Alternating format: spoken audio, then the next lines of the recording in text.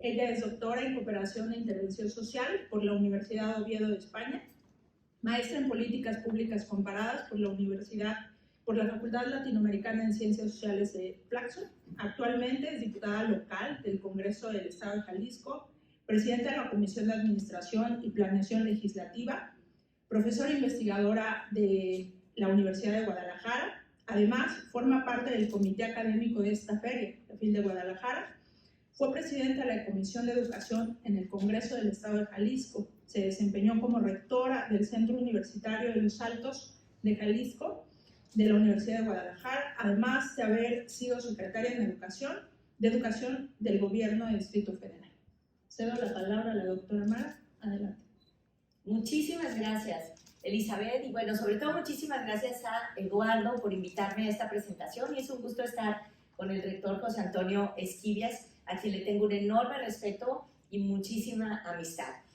Bueno, pues todo el mundo sabe quién es Eduardo Andere, pero para las redes sociales y demás es muy importante hablar un poco de su trayectoria, y digo solo un poco porque es tan enorme que nos llevaría todos los 50 minutos a hablar de todo lo que Eduardo Andere ha hecho.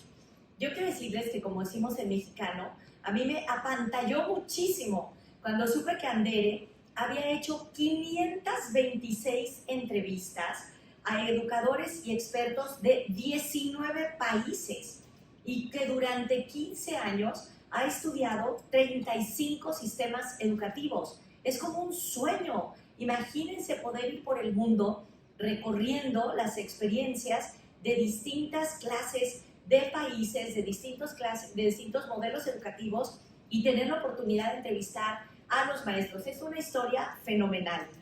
Yo conocí a Eduardo, ahorita estábamos tratando de sacar cuentas de qué momento, pero él formó parte del consejo asesor de la Secretaría de Educación de la Ciudad de México cuando tuve el privilegio de ser secretaria, y de ahí ya nunca nos soltamos. Yo siempre consulto a Andere, y recientemente nos ayudó también a formular una ambiciosa propuesta de ley de educación para el Estado de Jalisco, que no logró concretarse porque ya saben cómo es la política, pero dejamos ahí las semillas de una serie de planteamientos muy importantes que esperemos que algún día se hagan realidad.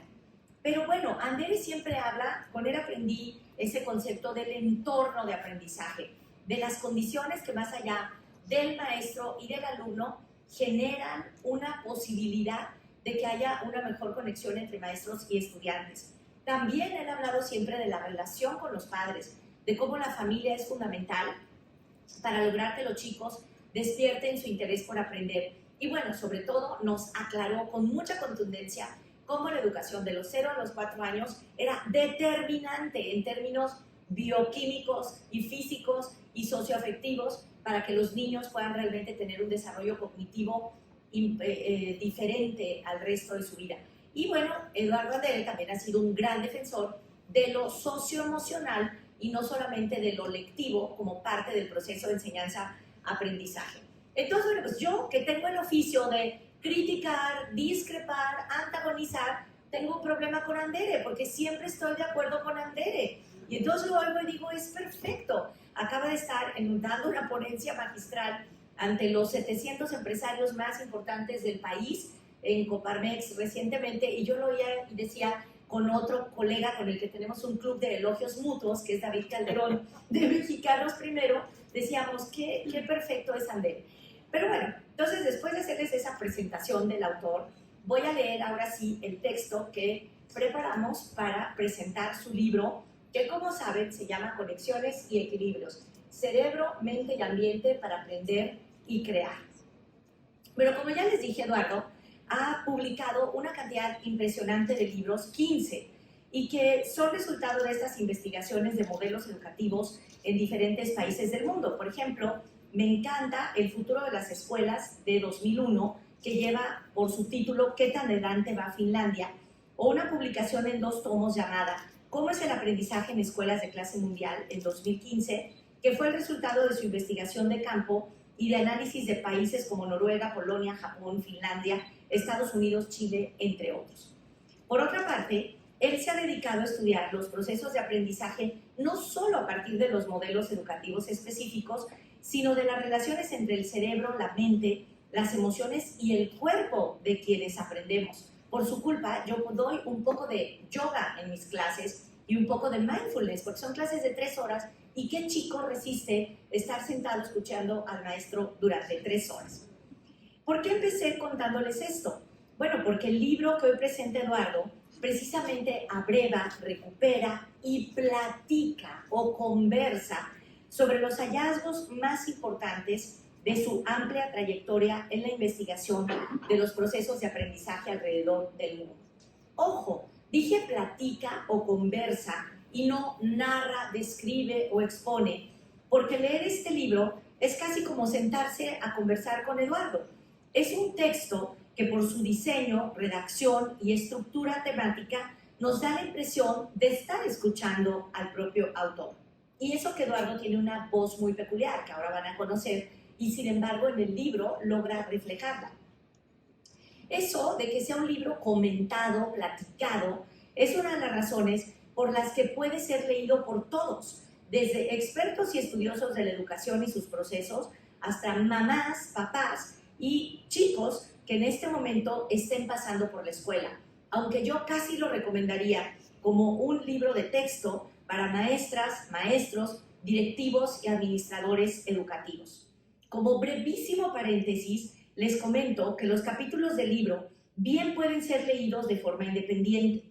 Si en estos momentos mi interés primordial es cómo generar un ambiente de aprendizaje y consolidar valores en casa con mis hijos, pues puedo leer el capítulo 2, que se llama El nuevo hogar.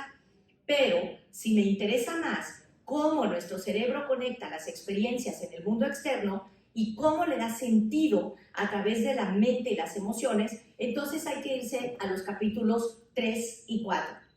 Entonces, en un solo volumen tenemos un abanico temático que, sin salirse del ámbito educativo, comprende múltiples aspectos de nuestras vidas: el proceso de aprendizaje, elementos de cómo mejorarlo, la relación entre nuestra mente y nuestro cerebro, o entre la enseñanza y las emociones, e incluso el rol de la tecnología y la digitalización en la escuela y en la formación de estudiantes. Yo siempre a mis alumnos les digo, saquen sus celulares, usen los celulares. Entonces eso es maravilloso, porque si los maestros perseguimos a los alumnos con que no usen los celulares, es absolutamente contraproducente y sobre todo ineficaz.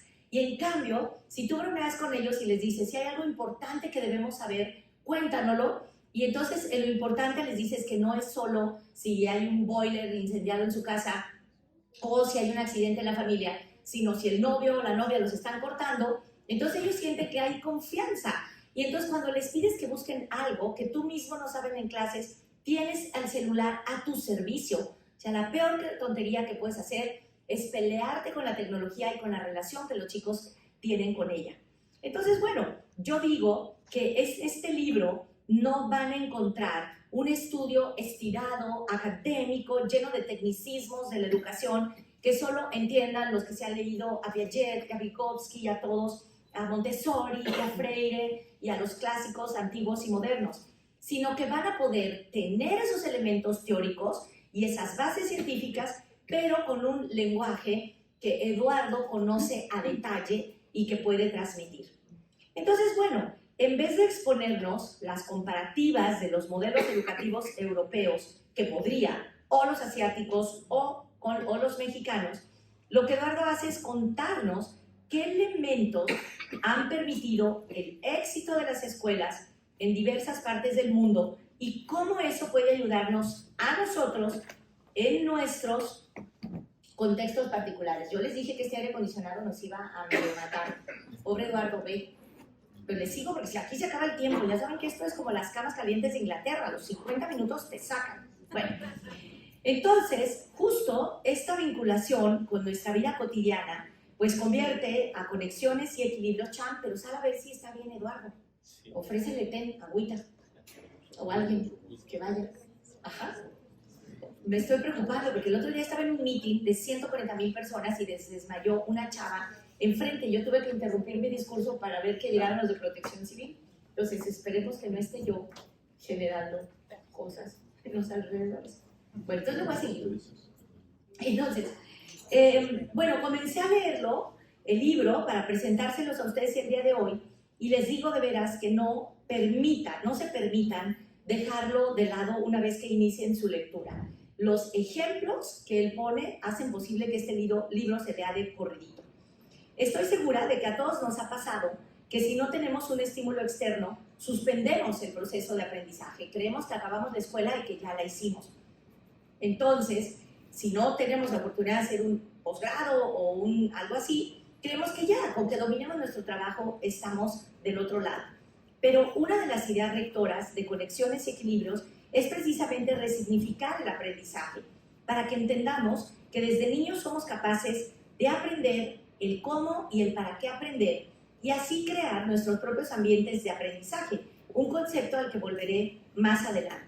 En otras palabras, se trata de darle sentido a lo que aprendemos para que el proceso no se interrumpa.